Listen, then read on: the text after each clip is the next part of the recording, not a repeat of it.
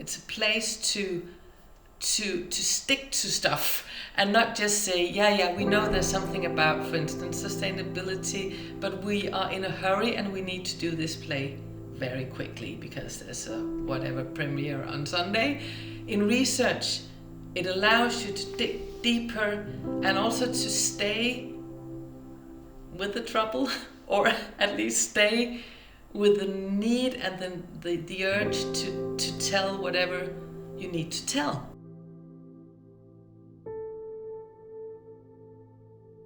I'm teaching and have been teaching within the areas of entrepreneurship and leadership 13 years at the school in Copenhagen. And I'm connected to artistic research because I have done a smaller project from 2019 to 2021. And I'm also interested in it as such because I found the area exciting and difficult. I'm mostly having a practice as a producer and a essayist and a sparring partner within the field of transdisciplinary work, music and performance. And I find the cross and transdisciplinary field within art the place where I feel most at home. I had my first experience myself with artistic research back in 2018, where I applied for what you could call sort of a maturing project, a smaller project within my school, and it ended in 2021 because of COVID. It was expanded a bit. This project is called Semper plus Ultra, which is Latin and which I tend to translate as always beyond this. And the project was an investigation in what I called and what I call significantly different workspaces. I was longing at that point, and had been longing maybe for 30 years, of significantly different workspaces within performing arts, within any actually process that I've been involved in. I had a feeling that it looked the same, that the dramaturgy was the same, the people were the same, everything was the same in a way. And I was wondering, could there be a more sort of expanded version of working?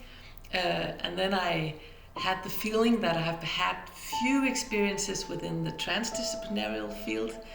but and I got this urge and also anger in a way of wanting to try to find out why this, what I then called Semper plus Ultra, always beyond this, why that was so difficult to find, why it was so met with kind of resistance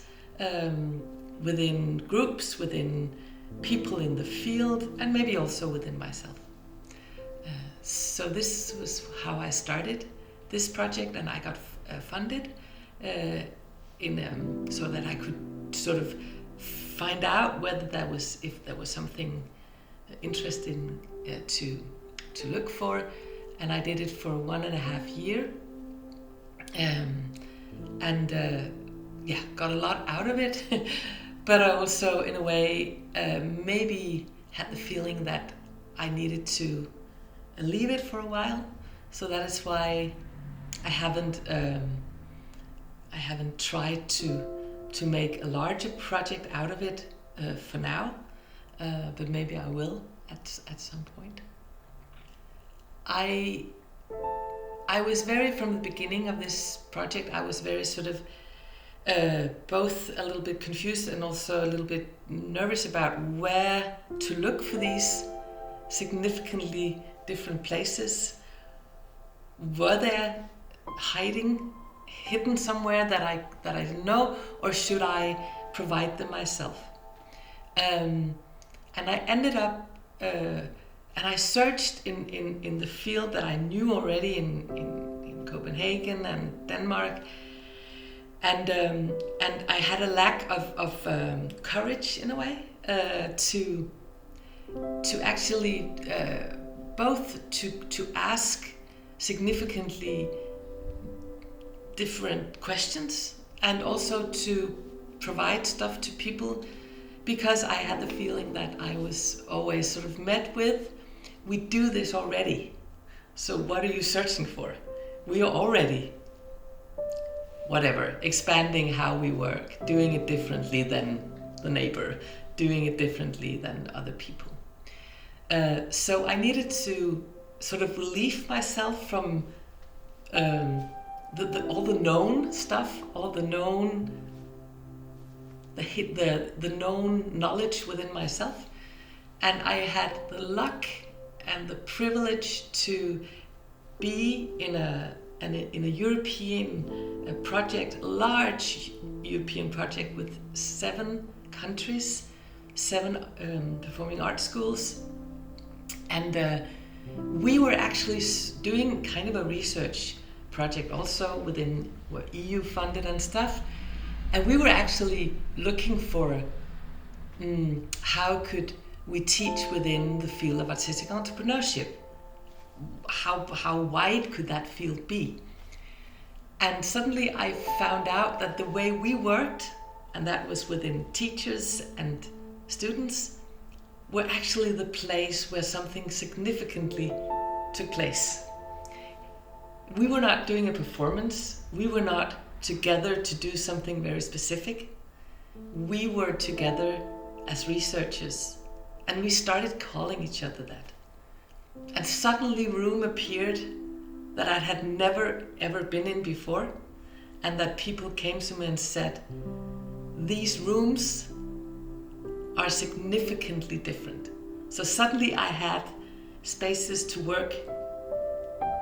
in and also research in and try to dig out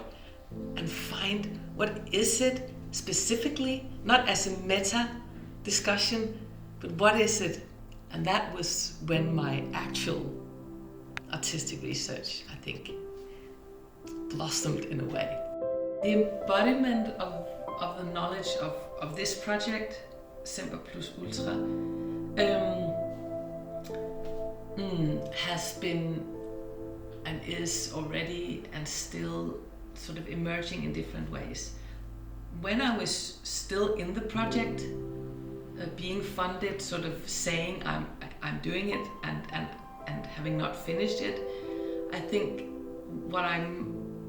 mostly discovered was the kind of a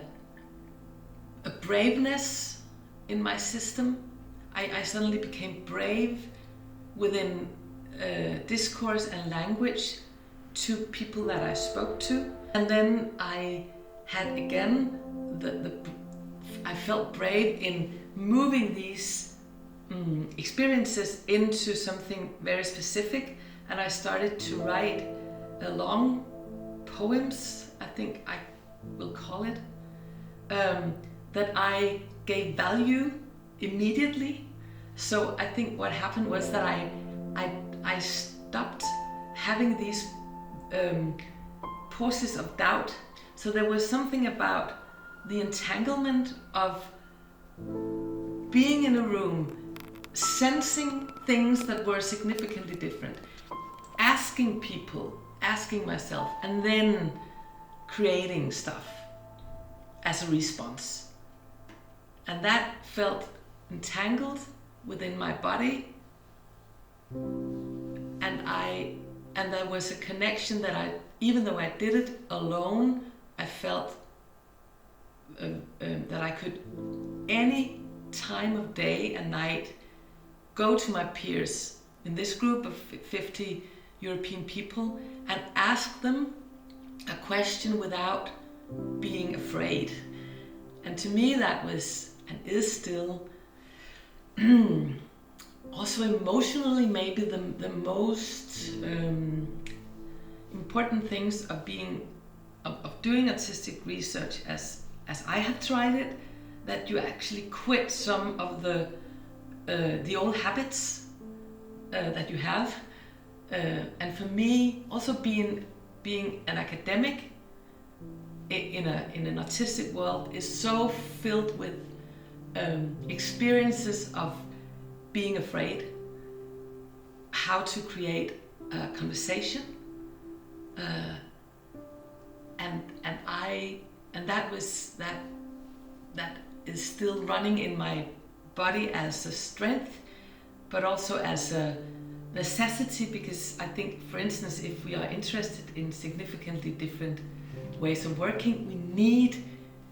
to dare to ask each other questions, and we need to dare to ask each other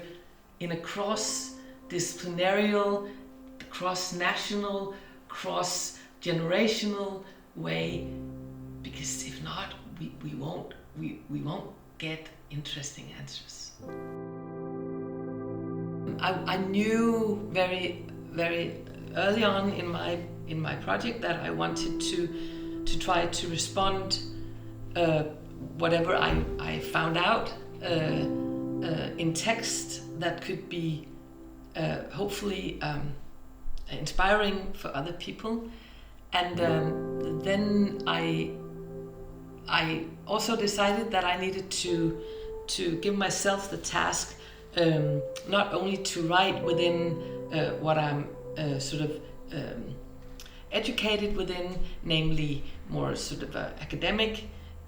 text. So I looked into the genre of essays and long poems and manifests, and these three formats, if you can say so, I worked within from different angles. And I also wrote a more kind of a it was an essay, but it was still published in a more academical frame, which was also good. So I had the chance to sort of do it all in a way. But I think that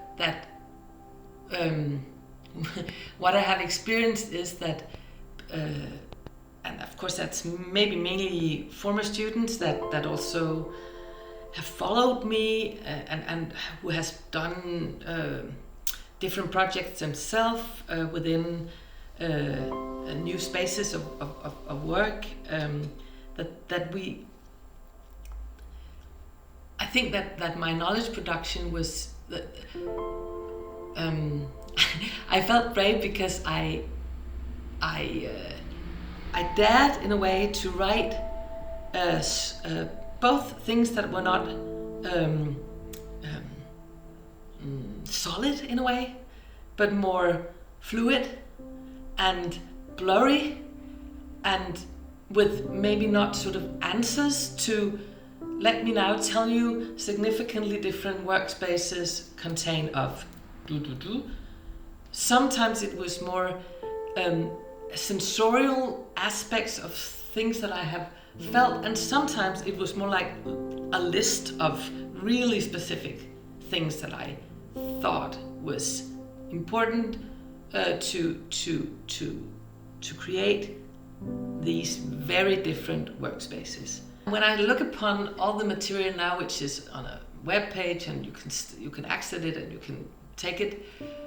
I have given it away, but I still feel that there is so much potential in materializing and making knowledge production that is fluid and that you can always edit. So I decided to do all my text without what do you call it, just in a word, so people can just take it and edit and erase it and put other headlines on it, and that was not just a funny thing, that was actually also because that is how I think we sometimes need to work, open, like sort of an open what do you call it, that it's not sort of fixed already and it's not mine. Within the last 3-4 years, I have been in various situations within the DASPA school, the Danish School of Performing Art, been teaching aspects, tools, depending on what we call it, within the field of artistic research. And what I find challenging, maybe just to start there, is that the field is young in Denmark. It's even maybe immature in a way, and it feels like as a teacher who is a part of, for instance, an MFA at the National School of Performing Arts, where one of the knowledge sort of bones, or what do you call it, is artistic research.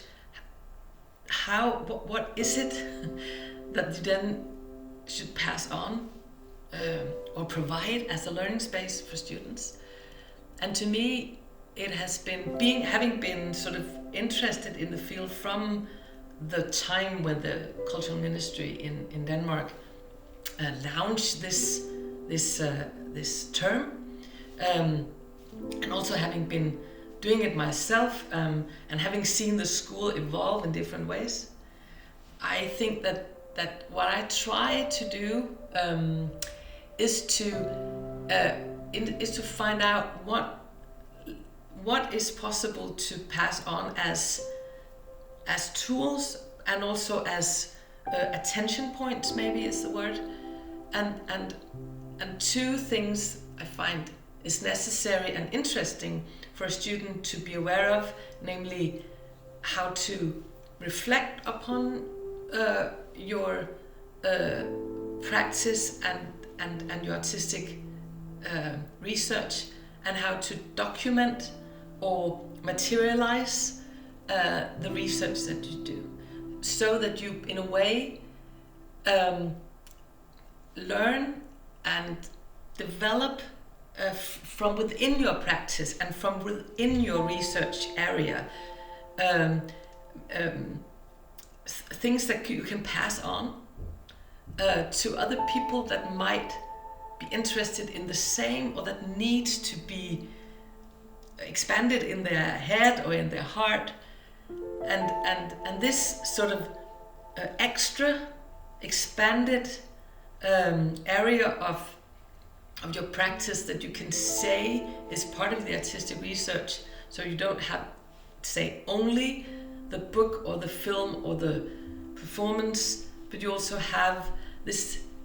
extra that is documented and reflected within new insights, new knowledge that you have decided is important. I would like students to understand that it's possible to be within practice and be within research at the same time, but with tools that are specific. I choose to do interviews and to film and to write I choose that, and then I can work into this field landscape of whatever I'm interested in, and then it becomes something for the student that is within the student's practice, heart, interest, whatever, anger, love. And then I think for many students it can really feel as a freedom thing, as something that releases them from whatever they have done before, and suddenly they are allowed to expand their identity or their look upon themselves, and they can also, and I try to stretch in my teaching that we can use it as something that we give the knowledge, new insight that we give to the community of practice that we are always a part of. When speaking about sustainability in artistic research, I find it, especially in these times, necessary almost to have it embodied no matter what area we choose to research in, and maybe also even to think about it as something that can educate the field, whatever field we feel connected to artistically. And without saying that artistic research should be the place where you moralize about something, I sometimes even think that maybe artistic research is the place where we need to speak louder about something, and maybe also louder than we do in the more traditional, for instance, performing art institutions. Whereas from my perspective in the field that I'm in and in Denmark as I know it, the talks about sustainability in a broad sense are very few, and I think we need to have it embodied and connected to whatever we do. And maybe sometimes I have a feeling that artistic research, like in also academic research, can be the place where you can all actually say things or materialize things louder, or with a more sort of, that can seem even like a moral thing or a political thing, but it needs to be done in that way. So this is why for me artistic research is also the loud voice or the loud speaking place where artists and people like me, also with academic backgrounds, people within the field can say, listen up now, this is important.